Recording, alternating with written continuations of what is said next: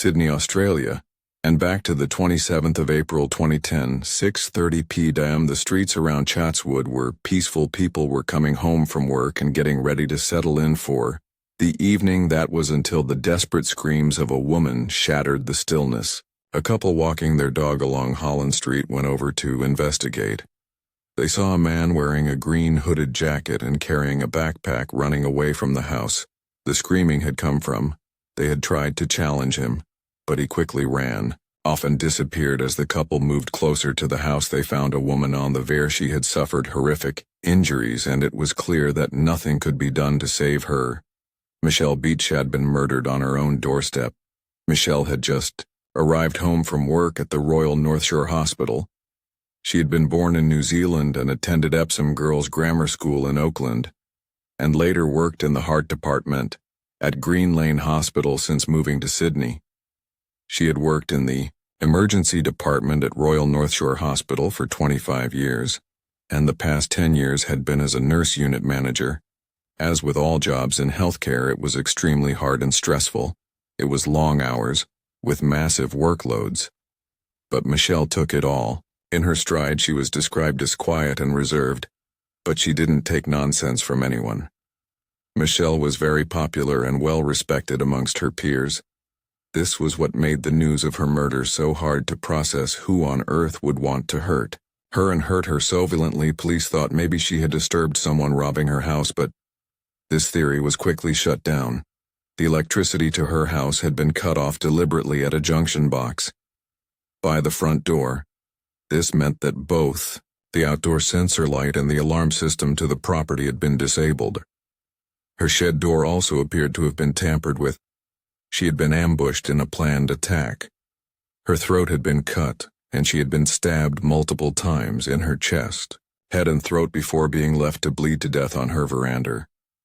The police began looking into the personal records of staff members at the hospital. Michelle had reported drugs being stolen, and a member of staff had been fired as a result. Maybe a disgruntled former colleague would have a motive. The area was cordoned off, and officers began the painstaking task of hunting for clues. More than 20 markers led away from the property, heading along the footpath in the direction of Johnson Street. It was reported that they indicated the path her killer had taken. As he ran away, the police also appealed for the public's help in tracking down this man. Michelle's day had been atypical one. She had gone to work and then stopped to get groceries on the way back to the home she shared with her partner David, who was very quickly ruled out as being involved. Chatswood was a low crime area. It was a safe neighborhood, so people were understandably stunned and very frightened. And for her colleagues at the hospital, they were completely crushed. New South Wales Health called her a valued and esteemed colleague, friend, and mentor. She was an exemplary nurse, a dear friend and teammate. We are devastated by her loss. Dr. Robert Day, the deputy director of the emergency department she worked in, said the department had lost a friend and leader. There was speculation that a patient with mental health problems had killed her, but the police were quick to dispute that that is not correct. Superintendent Terrence Dalton said, "It's an ongoing homicide investigation. Police are looking into the victimology of the victim, which includes looking into her complete background, everything about her. Number of her work colleagues have been interviewed thus far. Statements have been taken and her family have been spoken to, and the police will continue along those lines of inquiry." They also shut down rumors that David was in protective custody on the night she was killed.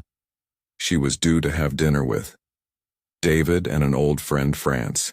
Someone she had grown up with. France was over in Australia for a dragon boat racing competition, and they had arranged to meet up and have a long overdue catch-up. He would cancel the dinner and return to New Zealand, and he was left in total shock when he found out what had happened to his friend. The gruesome way she died is unbelievable, he said. In speaking to people, one name had come up. Michelle had told people she worked with at the hospital that a man had been starting to freak her out. 48-year-old Walter Marsh.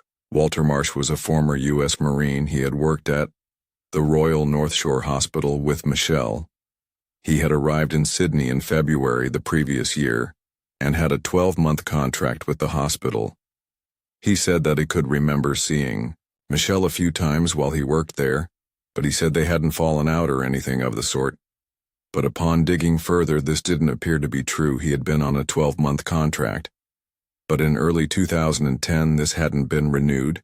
He blamed Michelle. For this, he believed that she had given him bad references, which stopped him from finding further employment. He needed a job to be able to stay in Australia. He didn't want to go back to the United States as he had a massive child support bill waiting. For him, he was a firm person of interest, and he certainly did seem to have a motive for wanting to hurt Michelle. Walter had gone back to the hospital just a few days after the murder. But this time as a patient, as he'd suffered a seizure. Her colleagues were treating the man they knew was the prime suspect in her killing, even though his name and identity were not being released. At this point, he did continue to speak to the media, who blurred his face. He denied any involvement. Did you kill Michelle Beets? No. He said he liked Michelle and he enjoyed the people he worked with, enjoyed the eclectic mix of personalities, and thought we all got along wonderfully. He said he added that the thought he was being targeted because he was not Australian. He was adamant that he was innocent. He said the police had made up their minds that he was involved, but he had nothing to do with it. I'm not a killer, and I certainly would never harm a woman. He said the police think that just because I have a military background, that I am a killer. I'm not. He said that Michelle had been the one to interview him over the phone when he was in America for the job, and she had sponsored his visa. He said that although his contract hadn't been renewed, this hadn't jeopardized his visa, and he bore no grudge towards Michelle. His apartment was also searched over the course of 3 days, hoping that vital clues or evidence would be found. He said that on the night of the murder he had met his wife at a nearby train station at around 7 p.m. after she had finished work and they had gone home together. But how did he account for the fact that there was CCTV footage of him throwing a backpack away into a bin at a local shopping center? I was always going to throw away that bag. It's no big deal, he said. To try and find the backpack, the police searched through tons of rubbish across various sites but found nothing. Even though the police had spoken to him twice, there was not enough evidence to charge him, but that would soon change. The investigation into Walter continued, and the police finally got the lead they had been looking for. He was taken to the station for a third time. Did you know where she lived? No. You ever been to a house? No. Were you ever trying to use knives? No, he said. That she... In his police interview, Walter Marsh said he was astounded when he heard about the murder of his former boss. I was horrified. It was terrible that somebody would do that. Did you murder Michelle Beets? Now the officers also spoke to his wife. She said that on the night of the murder, just half an hour after the fact, he had said to her, I did it, it's done, the is gone, no more bad references. He also practiced throat-slitting techniques on his wife and brother-in-law, techniques used by the Marines to kill someone quickly and quietly. Walter Marsh was subsequently arrested at his Lane Cove apartment, and 3 weeks after the killing he was charged with the murder of Michelle Beets. He was refused bail. A former U.S. Marine will stand trial for the murder of Michelle Beets. Walter Marsh is accused of killing the nursing manager with a knife at her Chatswood home in April. His wife and brother-in-law gave evidence against him at a commission hearing. They said he practiced his knife technique at home and hated his former boss. A magistrate today referred the case to trial in the Supreme Court. Michelle's brother Marty said the news of him being charged was fantastic. Of course, we must now see justice do its course. We just have to let the police do what they do, let the law do what it does, and it probably won't be long until it goes to court that you're believing it's happening. Michelle's father, Robbie, said he was happy with the news but did express enormous empathy for Walter's family too. I feel sorry for Mr. Marsh's wife and for his family in the U.S. I hope the trial will be speedy, correct, and come to a proper end, he said. Walter Marsh, a 49-year-old former U.S. Marine, is due to face a committal hearing next month. He hasn't yet entered a plea to the charge of murder. Documents tended to the court say that Walter Marsh's wife and brother-in-law were due to testify against him.